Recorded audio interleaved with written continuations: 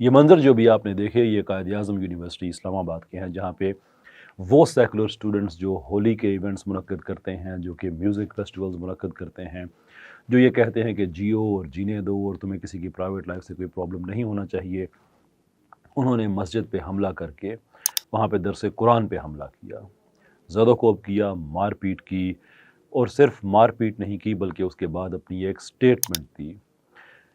Statement کی اہمیت یہ ہے کہ نارملی یہ ہوتا ہے کہ اگر کوئی ایسی بات ہو جائے آپ کے کچھ اراکین سے تو آپ اس پہ خود کو ڈسٹنس کرتے ہیں اور کہتے ہیں کہ یہ ہمارا کام نہیں، جن لوگوں نے کیا ہے ہم کچھ تعدیبی کارروائی کریں گے، so on and so forth۔ لیکن اسٹیٹمنٹ وہ کہہ رہے ہیں کہ ہم یہ چیزیں برداشت نہیں کریں گے۔ the question is کہ آپ ہوتے کون ہیں، برداشت کرنے والے یا نہ کرنے والے؟ یہ یونیورسٹی کیا آپ کو وراثت میں ملی ہے؟ اس پہ آپ کا کوئی ایسا اسٹیک ہے جو کسی اور کا نہیں ہے کہ وہاں پہ لڑکا اور لڑکی بیٹھ کے ہر طرح کی رومانٹک عیاشی کریں اور اس کو کوئی روکے بھی نہ، اس لیے کہ آپ وہاں پہ موجود ہوتے ہیں کہ یہ ان کی پرائیویٹ لائف ہے؟ قرآن پڑھنا کسی کی پرائیویٹ لائف نہیں ہے، قرآن کا درس لینا کیا کسی کی پرائیویٹ لائف نہیں ہے؟ اور وہ بھی اس ماحول میں کہ جب صہیونی غزہ میں مسجدوں پہ حملے کر رہے ہیں تو پاکستان کا سیکولر پاکستان کی مسجدوں پہ حملے کر رہے ہیں۔ یہ نیوز سٹوری آپ چاہتے ہیں؟ Is this how you want to be remembered؟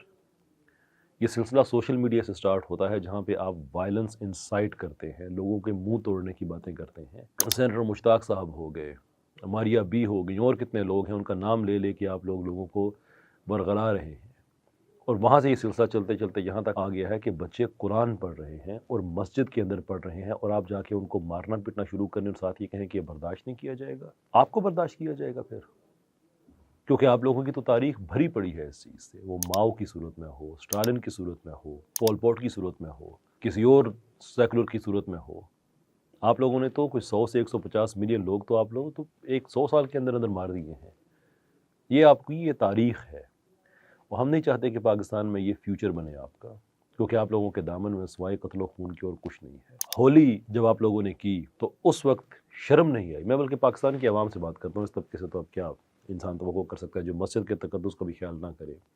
ان لوگوں نے جب ہولی کا ایونٹ کیا تو اس وقت پاکستانی ہندوؤں کو انہوں نے ان کے مذہب کی تضحیق کی، کیونکہ ہولی کے رنگ وہی جو ریمبو کلرز جو کہ ہم جنس پرستوں کے ہوتے ہیں، اس کو پروجیکٹ کرنے کے لیے انہوں نے ہندوؤں کے ایک مقدس ایونٹ کو اس مہینے میں کیا جس مہینے میں وہ منایا ہی نہیں جاتا، لیکن چھپ رہے تھے اس کے پیچھے۔ خیر چھپے، اس کے بعد اسی ایونٹ میں ایک ہندو پاکستانی نے ان کو احساس دلایا کہ اذان ہو رہی ہے، انہوں نے اس کی بات نہیں مانی۔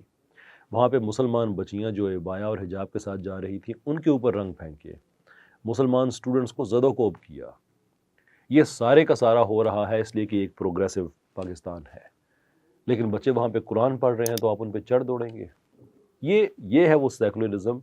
جب لوگ کہتے ہیں نا کہ کیسر صاحب آپ سیکولرز کے پیچھے کیوں پڑے ہوئے ہیں، وہ اس لیے پڑا ہوا ہوں کہ میں ان کی تاریخ جانتا ہوں، لبرلز کی تاریخ جانتا ہوں، سوشلسٹ کی تاریخ جانتا ہوں۔ ان کے پاس سوائے قتل و خون کے کچھ بھی نہیں ہے۔ دس از what they do۔ کب تک؟ سوال یہ ہے کہ یہ کب تک چلے گا؟ کیونکہ ایسا تو نہیں ہو سکتا کہ جہاں پہ آپ مسجد میں دیکھیں بچوں کو قرآن پڑھتا ہوا آپ ان پہ چڑھ دوڑیں۔ کل آپ نے کیا نمازیوں پہ بھی حملے کرنے ہیں؟ وہ بنو قزا والی تاریخ دہرانی ہے، نماز پڑھتے ہوئے بچوں کو آپ نے مارنا ہے۔ I still cannot get my head round to this arrogance کہ یہ برداشت نہیں کیا جائے گا۔ وہ بھائی تمہارے ڈائننگ روم میں آ کے کس نے قرآن پڑھنا شروع کر دیا کہ تم سے برداشت نہیں ہوا؟ مسجد ہے، وہاں پہ بچے کو قرآن کا درس دے رہے ہیں۔ Who the hell are you to tell them otherwise؟ کیا ان کی وہ زندگی نہیں ہے وہ؟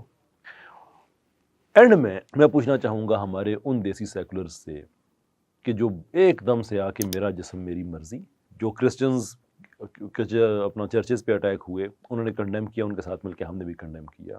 اب میں دیکھتا ہوں کہ ان کی آوازیں ابھرتی ہیں یا نہیں ابھرتی ہیں۔ ناؤ از دا ٹائم کہ آپ اپنی ہپوکریسی خود پہ اس کی مہر لگوا لیں یا اس داغ کو اپنے دامن سے صاف کریں۔ کال آؤٹ دیز پیپل، اس طرح کی جو فیشسٹ آرگنائزیشنز بنی ہوئی ہیں یونیورسٹیز میں کہ جو قرآن پڑھنے پہ مارتی ہیں، کال آؤٹ کریں اور کہیں کہ مسجد کے تقدس کی پامالی ہوئی ہے، آپ اسے کنڈیم کرتے ہیں۔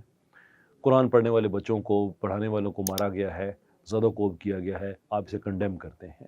Now it is the time, اگر آپ لوگ واقع ہی اپنے کلیمز میں سچے ہیں کہ آپ سٹیبلٹی چاہتے ہیں، پیس چاہتے ہیں، امن چاہتے ہیں، شخصی آزادیاں چاہتے ہیں، تو یہ جو قدغن لگی ہے آزادیوں پہ، مسجد کا تقدس پامال ہوا ہے، کال آؤٹ دیز پیپل۔ اب وقت ہے ثابت کرنے کا کہ آپ لوگ واقعی سچے ہیں۔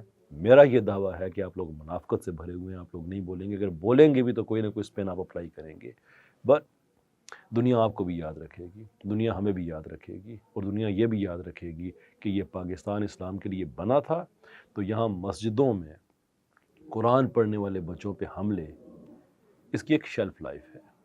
ڈونٹ پش اس، ہم وائلنس والے لوگ نہیں ہیں، قانون پہ عمل کرنے والے لوگ ہیں، بٹ ڈونٹ پش اس کہ ہمیں قانون پہ اس طرح سے عمل کرنا پڑ جائے کہ پھر ہم مسجد میں جا کے بیٹھ جائیں اور آپ سے کہیں کہ اب پاکستان کا کوئی قانون ایسا ہے اس کے تحت آپ لے کے آئیں اور ہمیں روکیں۔ اگر وہ نہیں ہے، قانون کو آپ توڑ کے ہمیں روکنے کی کوشش کریں گے، then we have right to defend ourselves, then we have right to defend our mosque, then we have right to defend our قرآن۔ دل جلتے ہیں جب ہم قرآن کو جلتا ہوا دیکھتے ہیں یورپ میں، اور وہی کچھ اگر ہمارے اپنے ملک میں ہو رہا ہے then be careful what you're asking for۔ مت قانون توڑو، ہم جو بھی کریں گے قانون کے دائرے کے اندر رہ کے کریں گے، لیکن مت پش کرو ہمیں اس جگہ پہ کہ ہمیں یہ فیل ہونا شروع ہو جائے کہ اب ہم دیوار سے لگ چکے ہیں، کیونکہ اس کے بعد پش بیک ہی آتی ہے۔ Again we will stay with in the bounds of law, but you have to be careful کہ آپ قانون توڑنے میں کہاں تک جائیں گے، اس درندگی کو آپ کہاں تک ڈسپلے کریں گے۔